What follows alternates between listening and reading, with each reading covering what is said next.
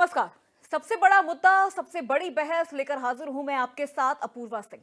इस समय वक्फ संशोधन बिल पर जोरदार सियासत हो रही है। संसद से लेकर सड़क तक सियासी संग्राम छिड़ा हुआ है। सदन में विपक्ष बिल का विरोध कर रहा है तो वहीं कट्टरपंथी सड़क पर पुरजोर तरीके से हमलावर हैं। लेकिन विपक्ष और कट्टरपंथियों के वक्फ राग पर सूबे के मुखिया योगी आदित्यनाथ से सबसे बड़ी चोट की है। योगी ने वक्फ बोर्ड को भूमाफिया बताया है। मतलब योगी संदेश क्लियर, अब वक्फ माफिया में फियर।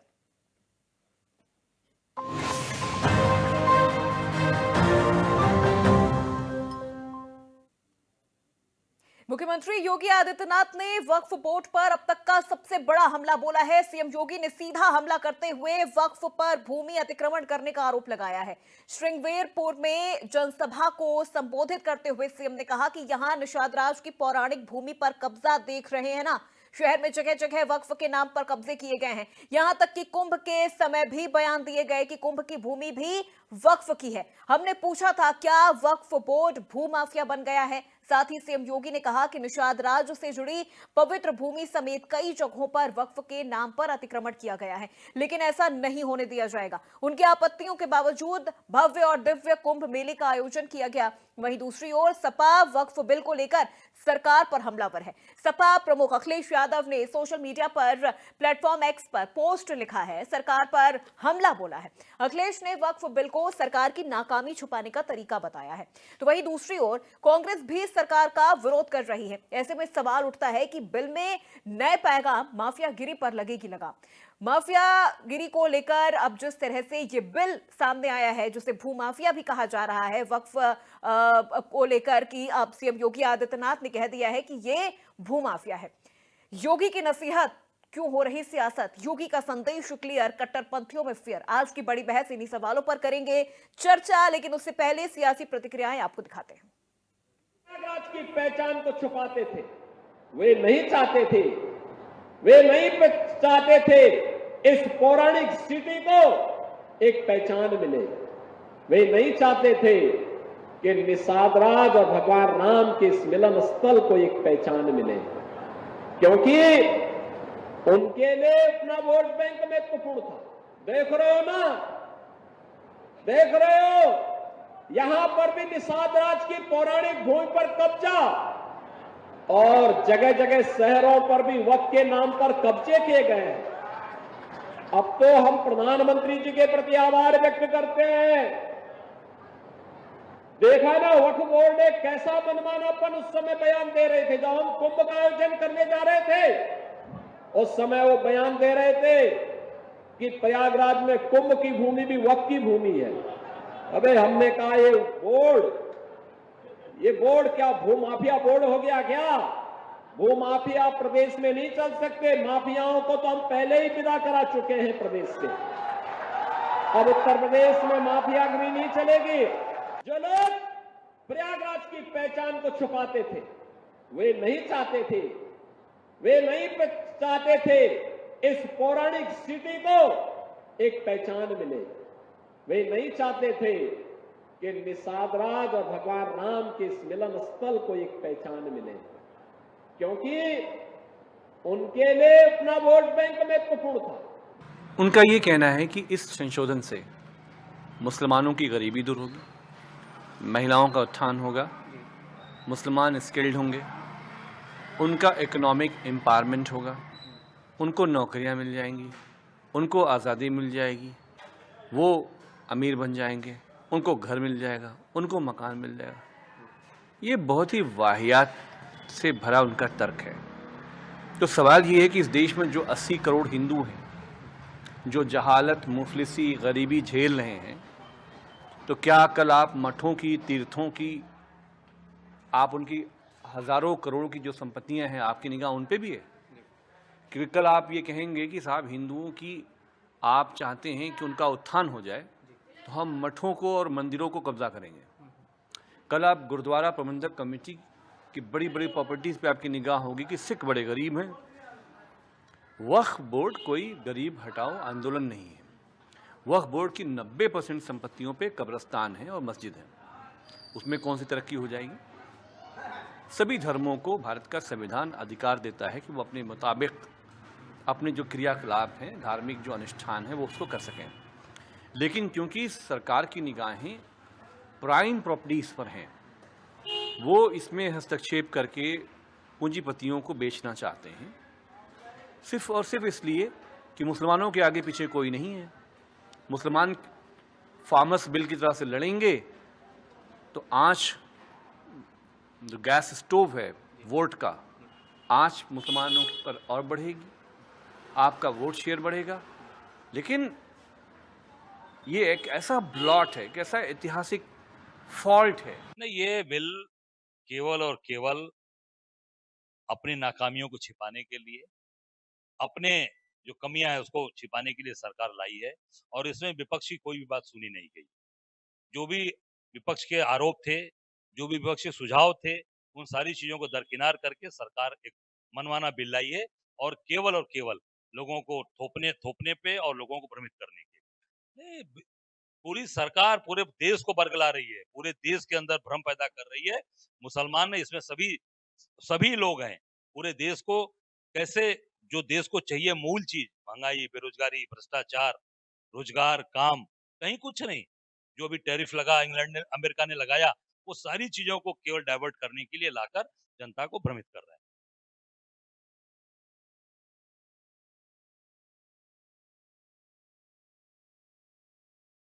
कोई बिल लाती है, दरअसल वो अपनी नाकामी छुपाती है। भाजपा नोटबंदी, जीएसटी, मंदी, महंगाई, बेरोजगारी, बेकारी, भुखमरी, बिजली, पानी, स्वास्थ्य, शिक्षा और आवास जैसी समस्याएं सुलझा नहीं पा रही। इसीलिए ध्यान भटकाने के लिए वक्फ बिल लाई है। वक्फ की जमीन से बड़ा मुद्दा वो जमीन है जिस पर चीन ने अपने गांव बसा दिए हैं, लेकिन कोई बाहरी खतरे पर सवाल बवाल ना करे, इसीलिए ये बिल लाया जा रहा है। सरकार गारंटी दे कि वक्फ की जमीन कभी भी किसी भी पैंतरेबाजी से किसी और मकसद के लिए किसी और को नहीं दी जाएगी।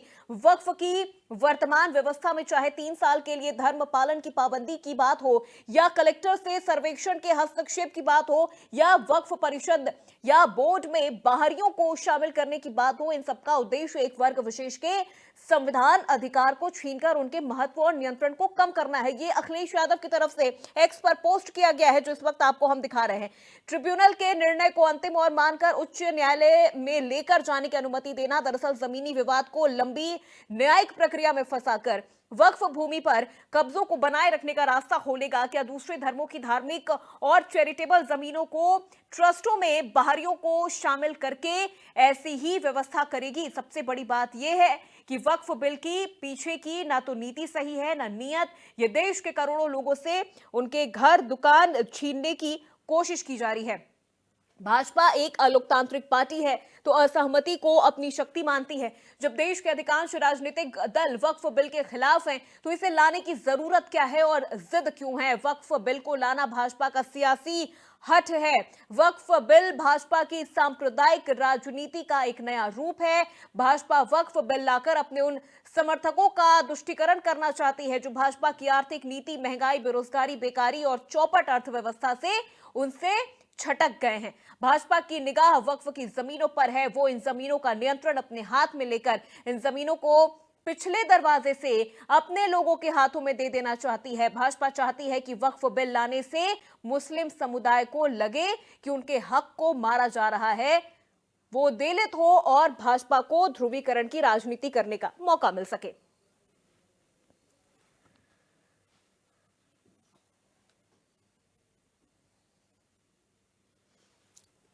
तो सपा प्रमुख अखिलेश यादव की तरफ से एक्स पर पोस्ट करते हुए सरकार पर जमकर जुबानी हमला बोला गया है। वक्फ बिल को लेकर उन्होंने अपनी उनका जो अपना आक्रोश है, जो नाराजगी है, वो भी उन्होंने यहां पर दर्शाई है। बीजेपी को उन्होंने आड़े हाथों लिया है कि बीजेपी बाकी मुद्दों से जनता का ध्यान भटका रही है, इसीलिए वक्फ बिल को लाया जा रहा है और यहां पर तुष्टीकरण की राजनीति कर रही है बीजेपी। ये वक्फ बिल मुसलमानों के हित में नहीं है।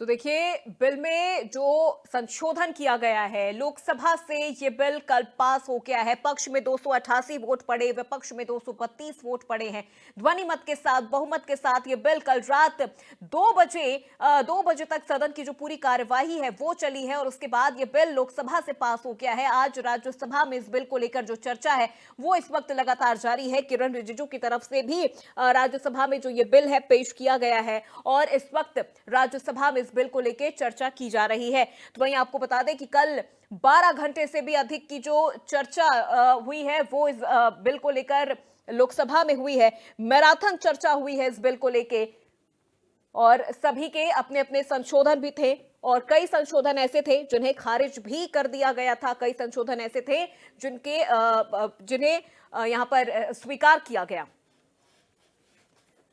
तो चर्चा की शुरुआत बस कुछ ही देर में हम कर रहे हैं। मेहमान भी हमारे साथ जुड़ेंगे, खास पैनल हमारे साथ जुड़ेगा और उनसे हम जानेंगे कि ये वक्फ बिल क्या वाकई मुस्लिमों के हक में है या नहीं, या वाकई जिस तरह के आरोप विपक्ष की तरफ से लगाए जा रहे हैं कि ये बिल बाकी मुद्दों से जनता का ध्यान हटाने के लिए है, क्या इस बिल के पीछे की जो नीयत है, जो नीति है, क्या वो वही है। तो आज सीएम योगी आदित्यनाथ ने भी देखिए वक्फ बोर्ड को लेकर एक बहुत बड़ा बयान दिया है और शायद पहली बार उनकी तरफ से ऐसा बयान सामने आया है जहां उन्होंने वक्फ बोर्ड को भूमाफिया कहा है। तो चलिए चर्चा की शुरुआत करते हैं और एक एक करके हमारे आज के मेहमानों से आपका पहले परिचय करवा देते हैं। हमारे साथ जुड़ चुके हैं ओम प्रकाश सिंह, प्रवक्ता बीजेपी हमारे साथ जुड़ चुके हैं। अतुल यादव, प्रवक्ता सपा हमारे साथ जुड़ चुके हैं। स्वामी चक्रपाणी महाराज, अध्यक्ष हिंदू महासभा हमारे साथ जुड़ चुके हैं और शमसूल हसन आबिदी, मुस्लिम स्कॉलर हमारे साथ जुड़ चुके हैं। सभी मेहमानों का बहुत स्वागत है। चर्चा की शुरुआत ओम प्रकाश जी मैं आपसे करना चाहूंगी। देखिए कल का दिन बहुत खास रहा, ऐतिहासिक दिन रहा जब रात 2 बजे तक सदन की कार्यवाही चली है। लोकसभा से बहुमत के साथ ये बिल पास हो गया है। आज चुनौती राज्यसभा में है, आंकड़ों का भी अलग गणित है। क्या लग रहा है राज्यसभा से किस तरह की जो रिजल्ट आने की आप उम्मीद कर रहे हैं, क्या उस तरह का रिजल्ट आपको देखने को मिलेगा? कल लोकसभा में ये बिल पास हो चुका है और कुछ घंटों के बाद राज्यसभा में ये बिल पास हो जाएगा और ये वक्त की जरूरत भी थी जी। दुनिया में जितने भी देश हैं 57 इस्लामिक राष्ट्र हैं, किसी के पास भारत में जितना वक्फ बोर्ड के पास जमीन है उतना किसी के पास नहीं।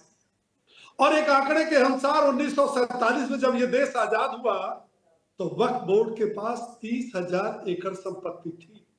आज 2024 का जो आंकड़ा है वो 9,04,000 एकड़ संपत्ति है जी। तो इतनी जो संपत्तियों में वृद्धि हुई वो तुष्टिकरण की नींव पर जो पार्टियां बनी, जिनके आगे जिनको केवल तुष्टिकरण के अलावा कुछ दिखाई नहीं पड़ता, जो कह रहे हैं कि ये बिल असंवैधानिक है जो संशोधन बिल है, तो मैं पूछना चाहता हूं कि देश की आजादी के बाद से 5 बार इस बिल में संशोधन कांग्रेस पार्टी ने किया।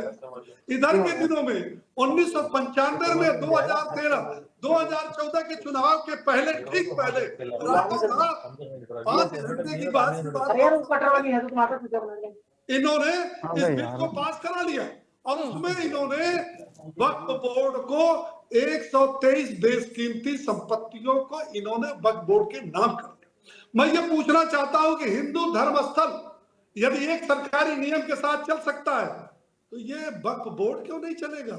इस देश के अंदर हिंदू के लिए अलग, मुसलमान के लिए अलग, सिख के लिए अलग, ईसाई अलग, बौद्ध जैन के लिए अलग अलग कानून बनेगा।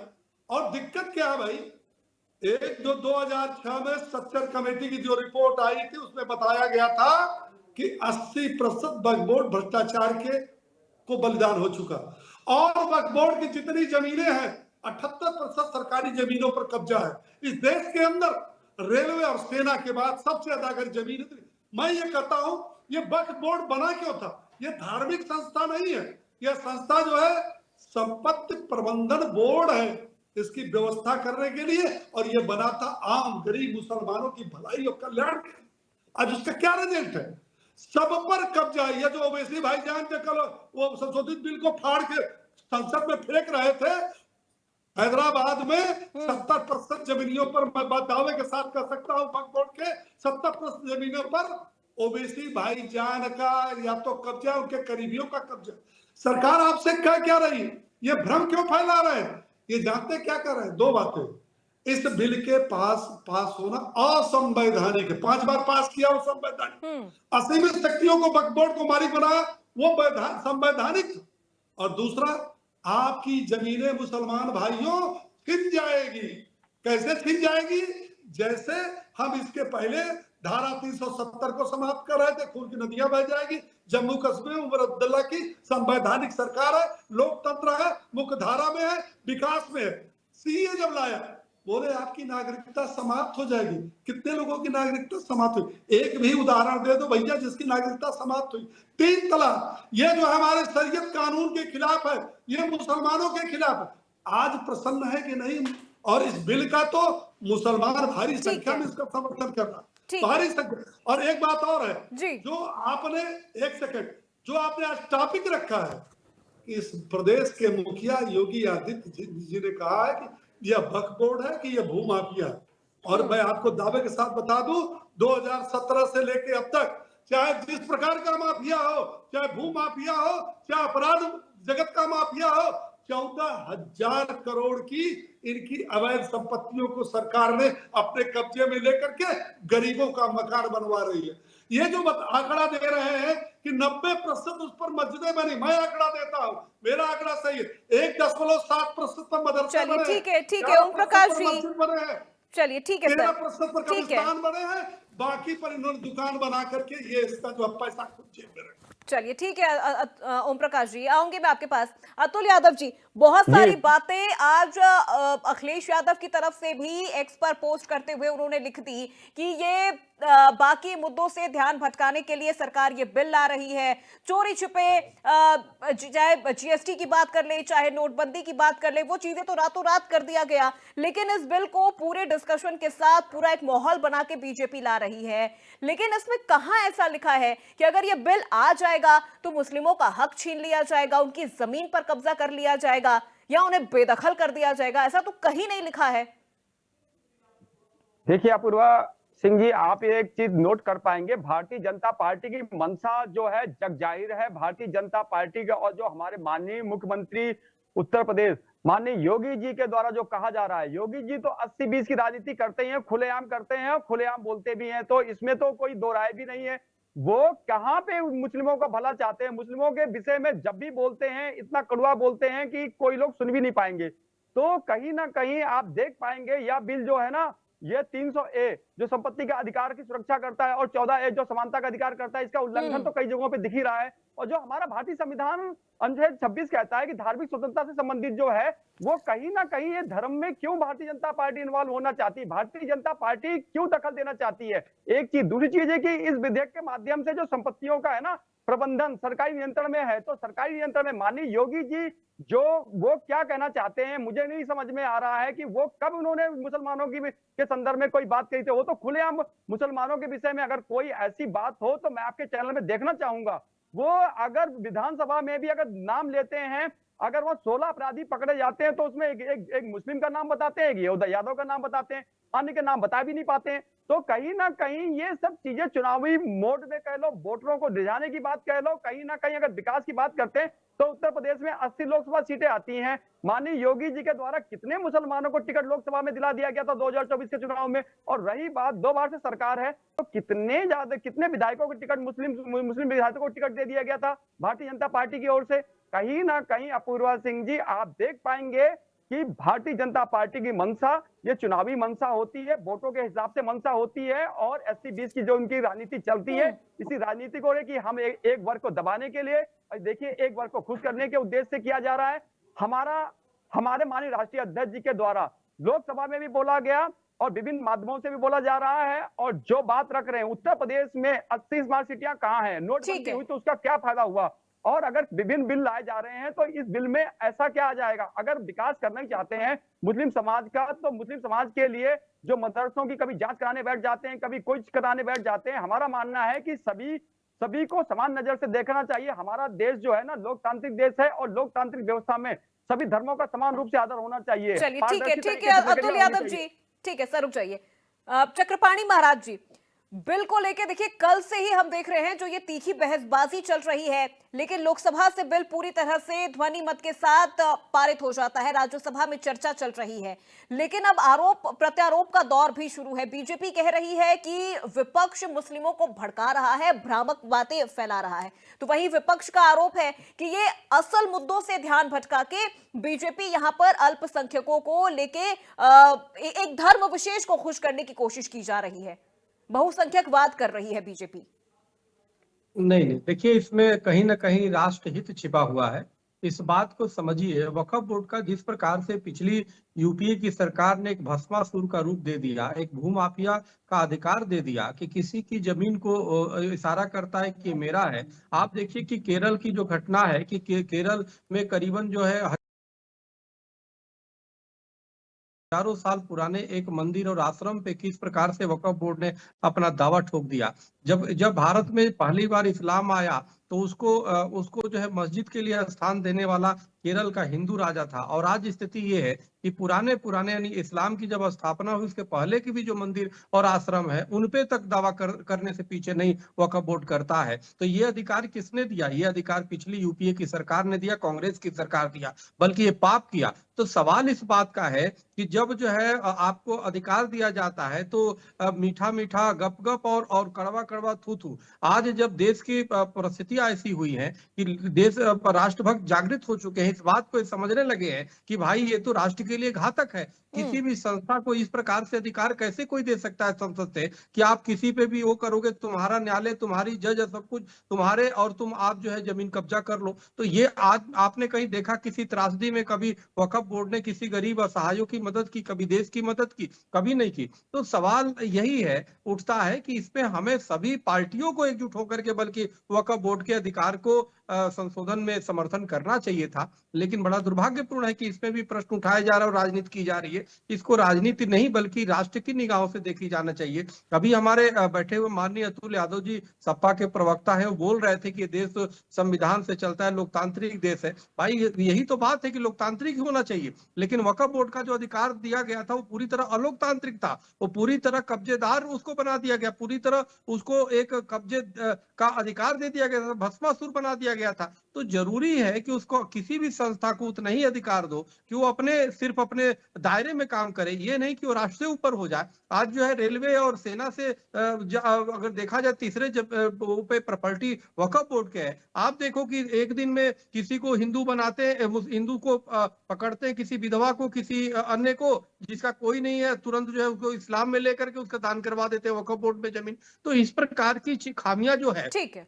इससे जो है उसकी संपत्ति बढ़ गई। तो इन सब पे कुछ लगना जरूरी है, पारदर्शी होना जरूरी है ना। तो यही तो लोकतंत्र है। और संसद किस लिए है? संसद का काम ही है कि जो राष्ट्रहित में कानून बनाए, राष्ट्रहित में संविधान की संशोधन करे, राष्ट्रहित में आवश्यकता पड़ने पे वक्फ बोर्ड का संशोधन हो रहा है कि इसमें आपत्ति क्यों, इसमें पेट में दर्द क्यों हो रहा है? तो इसलिए मेरा मानना है, हमें तो जहां तक वो है कि 14 अगस्त 1947 को जब देश का विभाजन हो गया, वो एक पाकिस्तान टुकड़ा बन गया, तो वक्फ बोर्ड का भारत में तो कोई आवश्यकता नहीं, उसको तो पाकिस्तान भेजना चाहिए था। भारत में तो सनातन धर्म बोर्ड बना नहीं और वक्फ बोर्ड बना करके जमीन कब्जा करने लगे। तो इससे बड़ा अन्याय क्या हो सकता है? इससे बड़ा हिंदुस्तान का एक साजिश है हिंदुस्तान के खिलाफ। और पूर्व की कांग्रेस सरकार जो इस पाप की जिम्मेदार है, पिछली सरकार है, और मैं चाहता हूं कि अब कोई पाप की भागीदारी न बने। लेकिन दुर्भाग्य है कि अभी भी लोग वक्फ बोर्ड को भस्मासुर बनाने के लिए जो है चाहते हैं, प्रयास कर रहे हैं। और अगर जो उसको सीमित किया जा रहा है, उसको संशोधन किया जा रहा है, तो उस पर आपत्ति करना ये हमें लगता है संशोधन किया जा रहा है, संशोधन गलत है। जरूरी भी है। लेकिन ओम प्रकाश जी, आप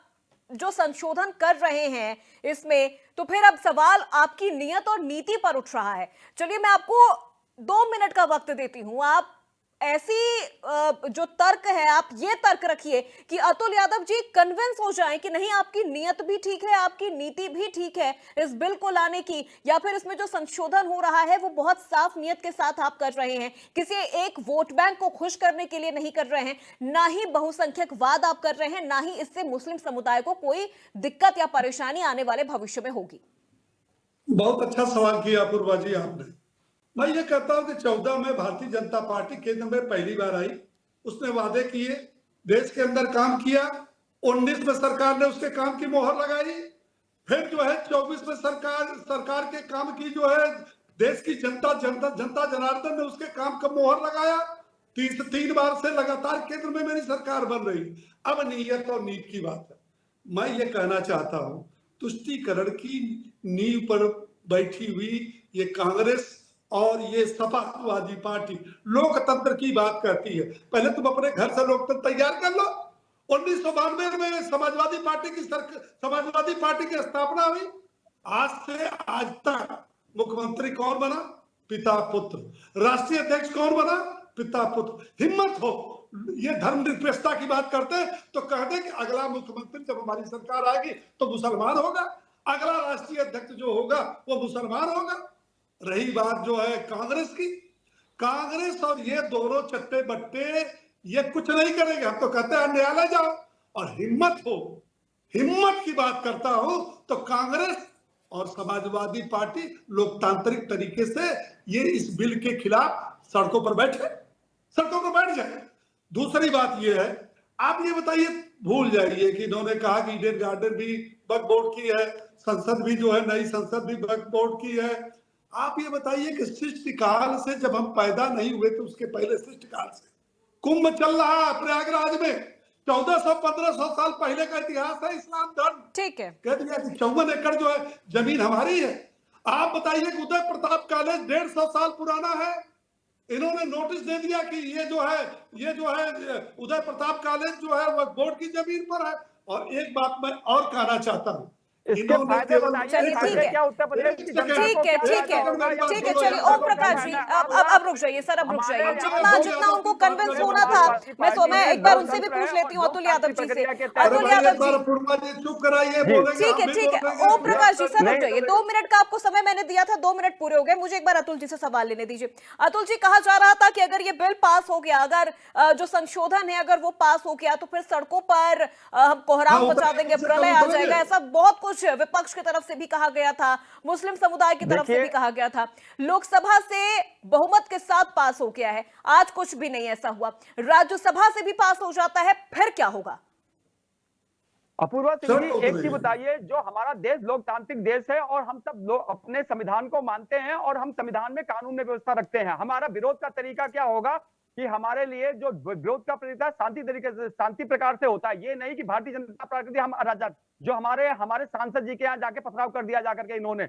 हम जो भी चीज है, समाजवादी पार्टी संविधान को मानती है, कानून को मानती है, भारतीय जनता पार्टी नहीं मानती है। हमारे द्वारा जो विरोध किया जाएगा वो लोकतांत्रिक तरीके का होगा, ना कि हम संवैधानिक प्रक्रिया के तहत जो हम अपना विरोध जता सकते थे। हमारे माननीय राष्ट्रीय अध्यक्ष जी के द्वारा लोकसभा में कल बोला गया, अपने ट्विटर के माध्यम से आज बोला गया, लगातार हम भी बोल रहे हैं, आपके चैनल पे भी बात रखे हैं।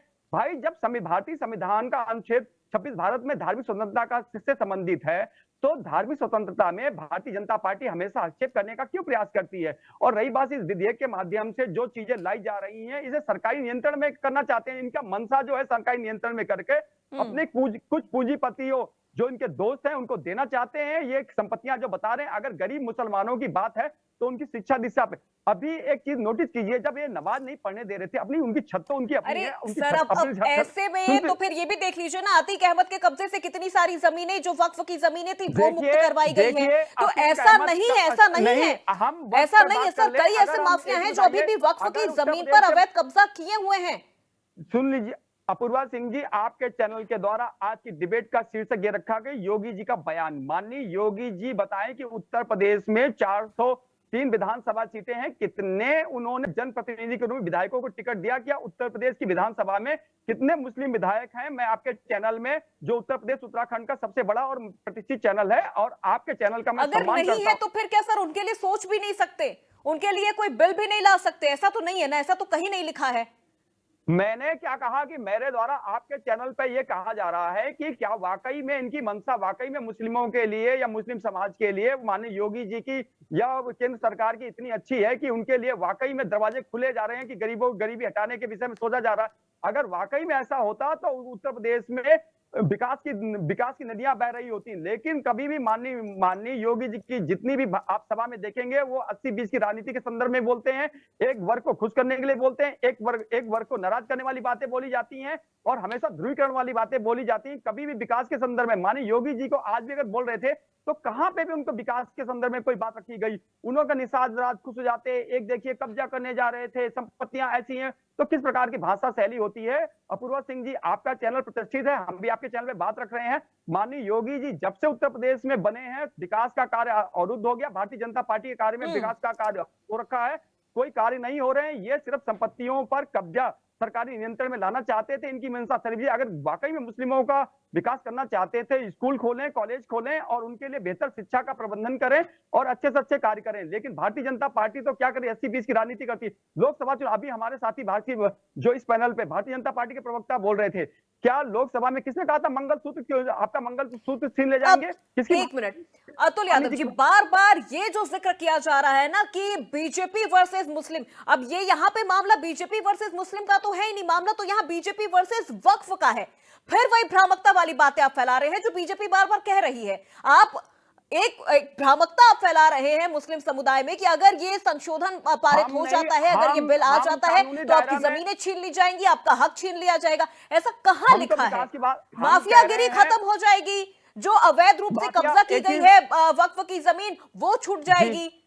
चलिए एक बात सुनिए अपूर्वा सिंह जी, आपके चैनल पे मैं ये पूछना चाहता हूं कि जो वक्फ का अध्यक्ष चुना जाता है या सदस्य चुने जाते हैं, ये कौन चुनता है? सरकार से बाहर से चुने जाते हैं कि सरकार की अनुमति से चुने जाते हैं? सरकार की अनुमति से चुने जाते हैं तो 8 साल से भारतीय जनता पार्टी की सरकार उत्तर प्रदेश में, और हम उत्तर प्रदेश के संदर्भ में बात कर रहे हैं, तो उत्तर प्रदेश के संदर्भ में किसके द्वारा चुना गया था? जो वक्फ बोर्ड का अध्यक्ष कौन चुना गया है? वक्फ बोर्ड का अध्यक्ष किसको बनाया गया है? अगर वक्फ बोर्ड का, चलिए ठीक है, अब रुक जाइए अतुल यादव जी, जवाब ले लेती हूँ मैं एक बार चक्रपाणी जी से भी मैं सवाल ले लेती हूँ, ठीक है? फिर मैं आऊंगी आपके पास, आऊंगी आपके इसी सवाल के साथ में आऊंगी, ओम प्रकाश जी से भी जवाब लूंगी, लेकिन पहले चक्रपाणी महाराज जी से।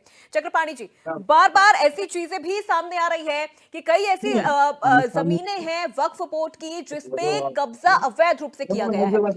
अभी अतीक अहमद के कब्जे से भी जो जमीनें हैं, जो अतीक अहमद जो माफिया रहा, जिसे मार गिराया गया, वो जमीन वहां से छुटाई गई है और वक्फ की वो जमीन थी जिस पर वक्फ कब्जा करके बैठा था। अब ये चीजें अगर ट्रांसपेरेंट हो जाती है, अगर ये संशोधन हो जाने के बाद ट्रांसपेरेंसी आ जाती है, लेकिन फिर भी विपक्ष को क्यों परेशानी हो रही है? देखिए अपूर्वा जी, इस बात को समझना होगा। एक तो एक है ना शेर की, जिन बातों को खुद न समझा औरों को समझाया, तो पूरे देश में फैल रहा है एक भयंकर रोग, और नैतिकता समझा रहे सभी अनैतिक लोग। इस विपक्ष को समझना होगा, जो खुद ये कह रहे हैं कि हिंदुओं को खुश करने, भाई हिंदुओं को इसमें खुश करने वाली बात कहाँ है? और मुसलमानों का तुष्टीकरण तो बल्कि विपक्ष कर रही है कि गलत कानून को भी वो चाहती है कि बस वो लगा रहे। आप बताइए, अभी हमारे बीजेपी के माननीय प्रवक्ता जी ने बिल्कुल सही बातें कही, माननीय योगी आदित्यनाथ जी ने भी कही, हमने भी उसको बार बार कहा। बताइए, महाकुंभ लगा था इतने 144 वर्षों के बाद, पूरे विश्व के सनातनी और हर वर्ग के लोग जाकर के स्नान कर रहे थे, और आप देखिए कि किस जी सरकार से उसमें अड़ंगा लगाने के किस तरीके से वक्फ बोर्ड ने वो प्रयाग में अपनी जमीन बता दिया कि कुंभ की जमीन अपनी है। आप जरा सोचिए, यह तो कहीं ना कहीं उकसावे की राजनीति करते हैं, कहीं ना कहीं ये चाहते हैं माहौल भड़काना। और अभी समाजवादी पार्टी के प्रवक्ता जी ये कह रहे थे कि धार्मिक अब क्यों हस्तक्षेप कर रही है बीजेपी या सरकार। भाई, सरकार को तो कहीं भी हस्तक्षेप कर सकते हैं, लेकिन वक्फ बोर्ड कोई धार्मिक संस्था नहीं है। अभी माननीय बीजेपी के प्रवक्ता जी ने बड़ा स्पष्ट किया कि उसका तो है संपत्ति प्रबंधन बोर्ड है, वो तो संपत्ति प्रबंधन करती है। तो लेकिन वो संपत्ति प्रबंधन में नहीं, बल्कि वो भू माफिया बना दिया कांग्रेस ने उसको, और पिछली यूपीए की सरकार ने तो भू माफिया बना दिया। वो अनियंत्रित हो चुका है कि कुंभ के समय भी अपूर्वा जी हमारे महाकुंभ को भी खलल डालना चाहता है। तो भाई, इसको लगाम तो लगाना पड़ेगा ना। बिना लगाम का घोड़ा तो कहीं भी पिचक के चलेगा, लोगों को घायल करेगा, जो सवार है उसको भी गिराएगा।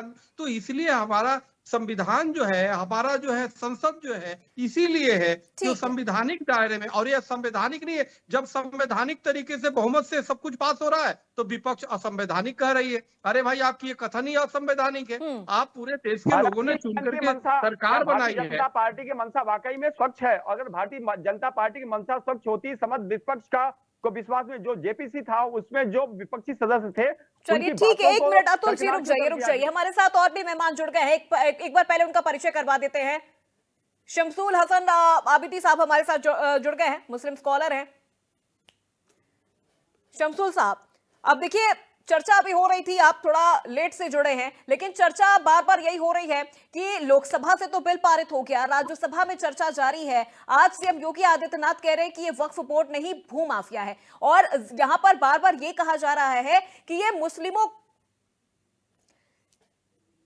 मुस्लिमों के साथ। चलिए, हमारे साथ मेहमान जुड़ गए हैं, वकार अहमद हमारे साथ जुड़ गए हैं। वकार जी, बहुत स्वागत है आपका। सवाल आपसे मेरा ये है कि बार बार अभी चर्चा जिस तरह से हम कर रहे थे कि लोकसभा से बिल पारित हो गया है, राज्यसभा में चर्चा चल रही है, लेकिन अगर राज्यसभा से भी पारित हो जाता है तो फिर क्या होगा? क्योंकि विपक्ष तो कह रहा था कि हम तो कुर्बानी दे देंगे, हम खून बहा देंगे अगर ये बिल आ गया, तो फिर क्या होगा? वकार अहमद जी। देखिए, सभी भारत के मुसलमानों ने भी, विपक्ष के लोगों ने भी ये मान लिया है कि मोदी जी अच्छे मैनेजर हैं, वो बिल पास करा लेंगे।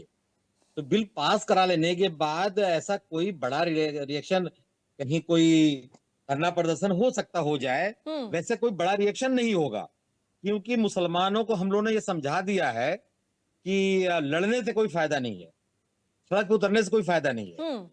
तो हाँ, तो सड़क पे नहीं कोई उतरने जा रहा है इस तरह से। चलिए, ठीक है, आशा करते सड़क पे नहीं उतरने जा रहे। ठीक है, अतुल यादव जी। देखिए, बार बार यही चीजें हो रही है ना कि ये लड़ाई मुस्लिम वर्सेस बीजेपी की है। नहीं, ये लड़ाई वक्फ वर्सेस बीजेपी की है, ये लड़ाई भू माफिया वर्सेस बीजेपी की है, ये लड़ाई है वक्फ की तरफ से जिन गरीब मुसलमानों की जमीन पर अवैध तौर पे कब्जा किया गया है, ये लड़ाई उनकी है। अब आप बात करते हैं आंकड़ों की, कितनी कमाई वक्फ कर रहा है, वक्फ अपनी जमीनों से, अपनी संपत्ति से जो कमाई कर रहा है, उसका कितना प्रतिशत हिस्सा गरीब मुस्लिमों की जेब में जा रहा है? देखिए अपूर्वा सिंह जी, आप एक चीज देख पाएंगे कि जो मैं आपके चैनल पे बात को उठा रहा हूं कि जो सरकार इस टाइम भारतीय जनता पार्टी की है और माननीय योगी जी मुख्यमंत्री हैं, वक्फ बोर्ड का अध्यक्ष या सदस्य कौन चुनता है? क्या विपक्ष चुनता है कि सरकार चुनती है? तो बता देना, इसकी सरकार के द्वारा जो अध्यक्ष चुना गया है वो किसके नियंत्रण में होता है? सरकार का नियंत्रण जो सरकार के द्वारा किसको इस टाइम पे अध्यक्ष उत्तर प्रदेश के मतलब वक्फ बोर्ड का बना रखा है या नहीं बना रखा है, या बना तो जो सरकार कहां पे कहती है, और सरकार ही कहती है कि ये माफिया चला रहे हैं या माफियाओं के पास है। सरकार की खुद को नहीं पता कि सरकार कहना क्या चाहती है। माननीय मुख्यमंत्री जी क्या कह रहे हैं? माननीय मुख्यमंत्री जी के द्वारा हमेशा और हमेशा आप देखेंगे कि उनके तरफ जो है आक्रांता शब्द, माफिया शब्द, ये एक उनके लिए तकिया कलाम से हो गए हैं। ये सभी आप सभी सभाओं में सुन सकते हैं। माननीय योगी जी के मुखार बिंदु से आप रोजगार के संबंध में, महंगाई के संबंध में, विकास के संबंध में कभी भी किसी चैनल पर या किसी भी चैनल के द्वारा कवरेज में आप देख पाएंगे तो नहीं सुनाई नहीं पड़ेगा। अगर वाकई में 69,000 शिक्षकों की भर्ती में किस प्रकार से आरक्षण का दोहन हुआ, ये भी सबने देखा। इस संदर्भ में कभी भी आप नहीं पाएंगे तो मुस्लिम समाज के व्यक्ति के संदर्भ में क्या वक्फ बिल है, या हम देश में सब संवैधानिक कानून के दायरे में होते हैं, और अनुच्छेद 300A जो संपत्ति के अधिकार की सुरक्षा की बात करता है, कहां इसमें संरक्षित है? और एक अनुच्छेद 14 जो समानता का अधिकार का बात करता है, क्या ये सब इनका उल्लंघन नहीं हो रहा है? भारतीय संविधान का अनुच्छेद 26 भारत में धार्मिक स्वतंत्रता की बात करता है, क्या वाकई में इन चीजों की पारदर्शी तरीके से अनुपालन कराया जा रहा है? अगर कराया जा रहा है तो बताएं। दूसरी चीज क्या है कि भारतीय जनता पार्टी की मंशा वाकई में 80-20 की रहती है, और उत्तर प्रदेश में तो विशेष कर रही है। उत्तर प्रदेश का चुनाव ही इसी मुद्दे पर टालने की कोशिश की जाती है। विकास चलिए, ठीक है, ओम प्रकाश जी का मैं एक बार रुक कर लेती हूँ। ठीक है अतुल जी, एक मिनट। ओम प्रकाश जी, ये बार बार 80-20 की लड़ाई का जिक्र कर रहे हैं, लेकिन अब किस तरह से आप कन्विंस करेंगे? बहुसंख्यकवाद वाली जो चीजें हैं वो बीजेपी के साथ एक टैग लाइन बन के जुड़ गई है। आज योगी आदित्यनाथ ने भी कहा कि ये वक्फ बोर्ड नहीं भू माफिया है, जैसा कि मैंने अभी पहले भी कहा कि ये मुस्लिम और बीजेपी नहीं है, ये वक्फ बोर्ड और बीजेपी है। ये लैंड ग्रैबर्स जो भू माफिया है, जो अवैध रूप से कब्जा कर रहे हैं, ये लड़ाई ये बीजेपी के बीच की लड़ाई है। फिर मुस्लिमों को कहां से यहां पर भ्रमित किया जा रहा है? नहीं, मुसलमानों को भ्रमित जो पार्टियां कर रही हैं मुस्लिम वोट बैंक के कारण, वो कर रही है। हम तो मुसलमानों की भलाई कर रहे हैं। मैं उदाहरण शायद 2-3 बातें बता देता। ये बार बार समाजवादी पार्टी कह रही है कि मुसलमानों को ये कर दिया, नहीं किया, क्या किया। मैं इनसे पूछना चाहता हूं कि उत्तर प्रदेश में 4 बार इनकी सरकार थी, ठीक है? इन्होंने 300 करोड़ रुपया 12 से 17 में 300 करोड़ रुपया कब्रिस्तान की दीवार वक्फ बोर्ड की जमीनों को घेराबंदी सुरक्षित करने के लिए बजट में खर्च किया। ये बात और है कि इन्होंने जो 80% हिंदू है, इन्होंने अयोध्या के लिए, काशी के लिए, मथुरा के लिए, वृंदावन के लिए, चित्रकूट के लिए 1 रुपया नहीं दिया। 300 करोड़ रुपया किस पर दिया? कब्रिस्तान की दीवार। समाजवादी पार्टी के द्वारा हमेशा बोला सभी धर्मों का पूर्वा जी मना करिए, बीच में बोलते नहीं। यह मर्यादित पार्टी के प्रवक्ता है, इनको जरा शांत करिए। दूसरी बात मैं ये कहना चाहता हूँ पूर्वा जी, ये बार बार कह रहे हैं हमारी केंद्र प्रदेश सरकार की जितनी योजनाएं हैं, 66 योजनाएं चल रही है प्रदेश, केंद्र प्रदेश सरकार। आप ये बताइए 14 से लेकर आज तक, 17 से लेकर आज तक बिना भेदभाव की इन योजनाओं का लाभ जिनको ये मुस्लिम वोट बैंक मानते हैं, उनकी बदहाली के जो दूर करने के, उनके विकास के लिए आज जितनी योजनाएं हैं, आयुष्मान हो, आवास हो, शौचालय हो, खाद्यान्न हो, जितनी योजनाएं, उसका लाभ मुसलमानों को मिला है।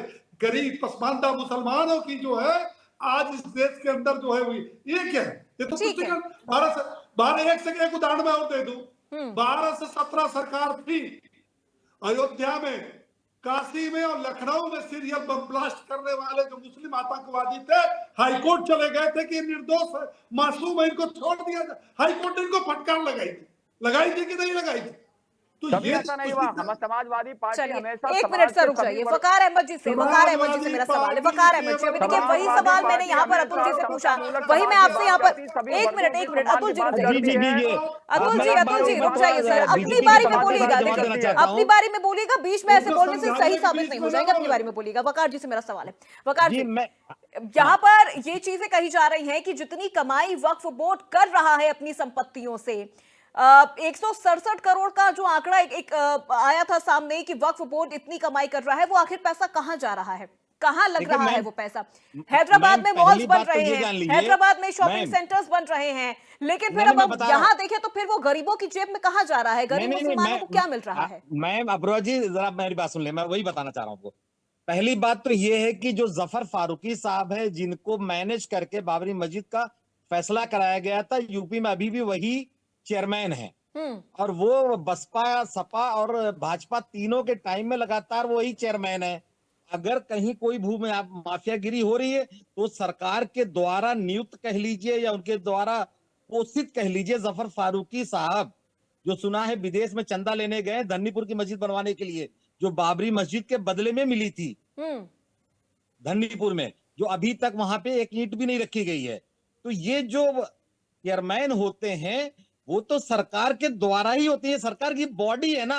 अगर कोई भू माफियागिरी कर रहा है तो 2014 से मोदी जी की सरकार है, 2017 से योगी जी की सरकार है, उसके बाद भी ये क्यों हो पा रहा है? दूसरी बात, जो ओम प्रकाश जी कह रहे हैं कि हमने आयुष्मान योजना में, इसमें क्या इन सब चीजों का भी एहसान गिनवाया जाता है क्या? कि आपने अगर किसी गरीब को, सरकार की उपलब्धियां बताई जाती है, सरकार की उपलब्धियां बताइए कि दुनिया में। ओम प्रकाश जी नहीं, मेरी बात सुन लीजिए प्लीज, आप बड़े हद हैं। अरे वकार अहमद जी, सच्चर कमेटी की रिपोर्ट ये कह रही है, अब आप उनके रिकमेंडेशन को तो फिर रद्द मत करिए ना। बात सुन लीजिए, बस एक लाइन और बात है। ये हमारा कोई अपना निकाला हुआ आंकड़ा नहीं है कि आप इंडिया न्यूज़ में बैठे तो हमने अपनी तरफ से कोई आंकड़ा दे दिया। अरे नहीं, मैं कुछ और नहीं कह रहा हूं, मैं अलग से नहीं कोई बात कर रहा हूं। मैं ये कह रहा हूं कि जैसे आपने कहा मैंने आयुष्मान योजना, फलां योजना, दुनिया में भारत अकेला देश है जिसकी सरकार में वहां की 15% आबादी शामिल नहीं है। एक भी एमपी बीजेपी के पास मुस्लिम नहीं है, एक भी राज्यसभा इनके पास नहीं है, फिर भी बहुमत है जी। तो बीजेपी जो ये दे रही है हमें, ठेकेदारी से वंचित कर दिया, मिनिस्ट्री से वंचित कर दिया। जो वक्फ का मिनिस्टर है वो भी रिजिजू जी हैं, मतलब मुसलमान मिनिस्टर भी नहीं मिल रहा है, और आप हमारी भलाई किए जा रहे हैं, और हम तुष्टीकरण के बाद भी दलित से बदतर हो चुके हैं। वो तो कल उन्होंने खुद कहा, गरीब और परेशान कि मैं खुद अल्पसंख्यक समुदाय से आता हूँ, मैं खुद अल्पसंख्यक समुदाय से आता हूं। अब वकार अहमद जी, अब यहाँ पे ये चीजें मत करिए कि अगर मिनिस्टर मुस्लिम होगा तो ही वो आपके बारे में अच्छा सोच पाएगा, ऐसा कहीं नहीं लिखा है। अगर वो भी अब ये कानून ला रहे हैं, कानून में संशोधन हो रहा है, तो कुछ चीजें ट्रांसपेरेंसी की बात यहाँ पर हो रही है। मैम एक मिनट, आरक्षण खत्म कर दिए जाए, क्यों सबको जबरदस्ती रखा जा रहा है? फिर कि भाई अगर कोई दलित आएगा तभी वो दलितों का भला करेगा, जो सक्षम है उसको लेके आइए। फिर हम भी तो हिस्सेदारी चाह रहे हैं कि किसी बहाने हमारी भी हिस्सेदारी होनी चाहिए। आप बिना हिस्सेदारी के हमारा भला कर रहे हैं, क्यों भला कर रहे हैं भाई? आप ही हट जाइए, हमको चलाने दीजिए देश। ये मैम, ये कोई जवाब नहीं होता कि वो अल्पसंख्यक, वो वाले अल्पसंख्यक हैं तो हमारा भला करेंगे वो। हम अपनी हिस्सेदारी की बात कर रहे हैं कि हम मुसलमान जो हैं पसमानदा हैं, हम 14-15% आबादी हमारी है, हम चलिए, इसी ठीक देश है। के मूल निवासी हैं, हमारी कोई हिस्सेदारी नहीं है। ठीक है, ठीक है, तो वकार फिर हमारा अहमद भला जी। कैसे हो रहा है? ठीक है, चक्रपाणी थोड़ा महाराज जी, क्या जवाब देंगे आप इनको? नहीं अपूर्वा जी, जवाब क्या देना, सवाल इस बात का इनके अंदर जो है ना, वो पुरानी वाली फोबिया चल रही, जो विपक्षियों ने आज तक मुस्लिम तुष्टीकरण किया और हिस्सेदारी देते रहे, उसी हिस्सेदारी के चक्कर में देश का भी हिस्सेदारी कर दिया और देश का बंटवारा कर दिया।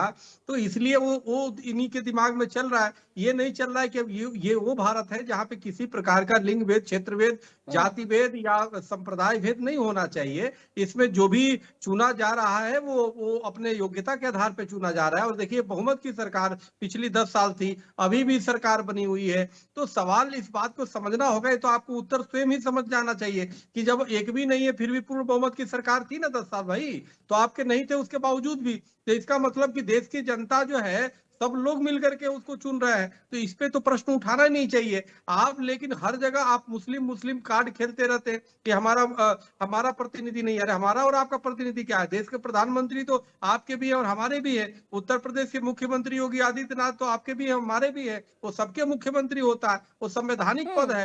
तो इस बात को समझना होगा। और जो बेलगाम वक्फ बोर्ड हो चुका है, जो पिछली सरकार ने पाप करके उसको बेलगाम कर दिया, उसको भस्मासुर बना दिया, भूमाफिया बना दिया, तो उसको तो अधिकार सहमित करना पड़ेगा ना भाई। अगर कोई गुंडा बदमाश या कोई मुस्लिम ही हो, मान लीजिए बन जाए, तो उसको तो सरकार कार्रवाई करेगी ना। उसको हिंदू और मुस्लिम के रूप में थोड़े देखेगी कि हिंदू ये बदमाश है कि मुस्लिम बदमाश है। वो तो कोई भी होगा उस पर कार्रवाई होगी। तो आप समझो, ये सब कानून का, ये संसद का ये काम ही है कि संवैधानिक दायरे में रह के ऐसी संस्थाओं को नियंत्रित करना जो बेलगाम हो रही है। तो वो तभी तो देश का विकास होगा। आप क्यों नहीं इस बात को समझ रहे हैं? आप तो पढ़े लिखे व्यक्ति हैं, फिर भी इस चीज को नहीं समझ रहे हैं। आपको अब वाद में, अब वो जमाना गया कि जब हिंदू मुस्लिम करके देश को एक दंगे की आग में झोंक दिया करते थे लोग। अब सरकारें, चाहे प्रदेशों की चाहे केंद्र की सरकारें हैं, और विपक्ष भी अब इसको समझने लगा है। इसलिए जो पहले की तरह जो हाय तवा वो नहीं मचने पाएगा, क्योंकि अगर हाय तवा करेंगे तो हाशिए पे पूरी तरह आ जाएंगे। अभी जितने सीट है उसे देखना, अगर जो इसी तरह चिल्लाते रहे वक्फ बोर्ड ना, तो वक्फ बोर्ड तो अधिकार तो खत्म ही होगा, ये इनका भी खत्म हो जाएगा। कोई सांसद इनके नहीं आएंगे ना विधानसभा में आएंगे। ठीक है, ठीक तो है इसलिए महाराज जी। अब देखिए वक्त इसलिए इस हमारे बात पास को ज्यादा नहीं समझना है, होगा। वक्त हमारे पास ज्यादा नहीं है, तो मैं सभी मेहमानों से एक फाइनल कमेंट एकदम कम शब्दों में, कम वक्त लगाते हुए सबसे लेना चाहूंगी। सबसे पहले ओम प्रकाश जी, भूमाफिया है वक्फ बोर्ड, राज्यसभा में आज क्या होने वाला है, और अगर यहां से भी बिल पारित हो जाता है तो फिर आगे विपक्ष का क्या प्लान रहेगा? देखिए, लोकसभा में पास हो चुका है, राज्यसभा में ये बिल पास हो जाएगा कुछ देर बाद रिपोर्ट। हमारा एक सवाल है आपके माध्यम से बकार अहमद से, भैया वक्फ बोर्ड जो है 9,04,000 एकड़ संपत्ति उसके पास है, अचल संपत्ति। ये बता दें कि आम मुसलमान का अब तक उस वक्फ बोर्ड से क्या फायदा, क्या उससे एक मिनट सर, देखिए अभी सवाल जवाब नहीं, अभी फाइनल कमेंट ले रही हूं मैं, संक्षेप में फाइनल कमेंट, सवाल जवाब नहीं, सवाल जवाब का वक्त है। ओम प्रकाश जी, वकार अहमद जी, फाइनल कमेंट ले रही हूं मैं, समझना चाह रही हूं कि आखिर आज अगर राज्यसभा से भी ये बिल पारित हो जाता है तो फिर जो लोग कह रहे थे कि खून बहा देंगे, कुर्बानी हम दे देंगे, क्या अब किस तरह से खून बहाएंगे, किस तरह से वो कुर्बानी देंगे, फिर से शाहीन बाग बनाएंगे क्या? अतुल यादव जी, देखिए, कुछ नहीं करेंगे, केवल ट्विटर पर बोलेंगे। हम सब लोकतांत्रिक देश में हैं, संविधान को मानते हैं, संविधान के दायरे में विरोध करना जानते हैं, संविधान के तहत मतलब विरोध होगा, अभी भी विरोध होगा, जनता के लिए हम लड़ेंगे। हम मुस्लिम समाज की बातों को जो है पुरजोर तरीके से उठाएंगे। अगर उनके साथ जाति होती है तो हम उसको उठाते रहेंगे। बातों को हम जनता के बीच में, जनता के बीच से आए, जनता के बीच में। ठीक है, विरोध यानी अभी भी होगा, जनता के लिए हम लड़ेंगे, साथ भी हैं, हम मुस्लिम समाज के, हम समतामूलक समाज के साथ हैं। हमारा चलिए ठीक है। वकार अहमद जी, क्या होगा अगला प्लान? क्या स्ट्रैटेजी है, किस तरह से अब इस बिल का विरोध किया जाएगा, क्योंकि लोकसभा से पारित हो गया है, राज्यसभा में चर्चा जारी है। हमने तो पहले ही बताया, विरोध नहीं करने के बाद हमने कहा, हमने लोगों को समझाया है कि सड़क पर उतरने की जरूरत बहुत नहीं है। अलबत्ता जो ओम प्रकाश जी कह रहे थे, गरीब मुसलमानों का क्या फायदा हुआ, तो जो भारत में ज्यादातर जो कब्रिस्तानें हैं जिनको अमीर मुसलमानों ने गिफ्ट किया था, उसमें जो मुर्दे गाड़े जाते हैं, जिसको हमें खरीद कर नहीं कब्रिस्तान को मैनेज करना पड़ा, जो मस्जिदें हैं वक्फ की, उसमें गरीब मुसलमान नमाज पढ़ते हैं। ठीक है, तो ये इस तरह की बहुत सारी प्रॉपर्टीज है जिसको अमीर मुसलमानों ने दान किया था और गरीब मुसलमान उसका फायदा उठा रहा है। इसलिए आप बता रहे हैं कि चलिए, दलित ठीक से है, बदतर ठीक स्थिति है, ठीक है। ओम प्रकाश जी और रुक 9 जाइए लाख सर, अभी रुक जाइए। एक फाइनल कम कमेंट कर चक्रपाणी दिया। महाराज जी से। चक्रपाणी महाराज जी, देखिए, हमें लगता है कि चाहे बकार साहब हो, चाहे समाजवादी पार्टी के प्रवक्ता जी हो, हमें लगता है यह पक्ष हो विपक्ष हो, सबको राष्ट्र की चिंतन करना चाहिए। कौन सही है इसमें नहीं, क्या सही है इसको देखना चाहिए। और ठीक जब है। क्या सही है ये देखेंगे सिर्फ ना, नेगेटिव तो हम चीजों को ना हमेशा देखें, विकास को आगे पॉजिटिव चीजों को भी देखें, भ्रामकता ना फैलाएं। विपक्ष से भी हम यही अपील करेंगे। चलिए, बहुत शुक्रिया सभी मेहमानों का हमारे साथ जुड़ने के लिए। चर्चा को यहीं पर समाप्त करना पड़ेगा। ओम प्रकाश जी, अतुल यादव जी, स्वामी चक्रपाणी महाराज जी और वकार जी, आप सभी का बहुत शुक्रिया हमारे साथ चर्चा का हिस्सा बनने के लिए और इस बेहद खास मुद्दे पर अपनी बातें रखने के लिए।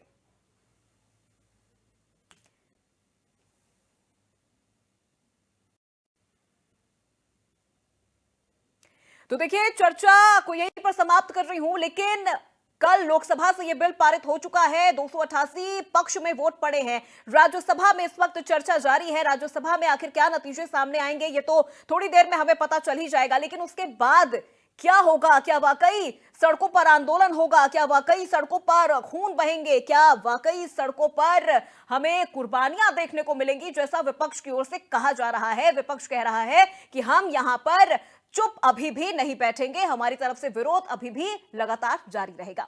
तो फिलहाल मेरे साथ आज बड़ी बहस में बस इतना ही। प्रदेश की तमाम खबरों के लिए देखते रहिए इंडिया न्यूज उत्तर प्रदेश उत्तराखंड।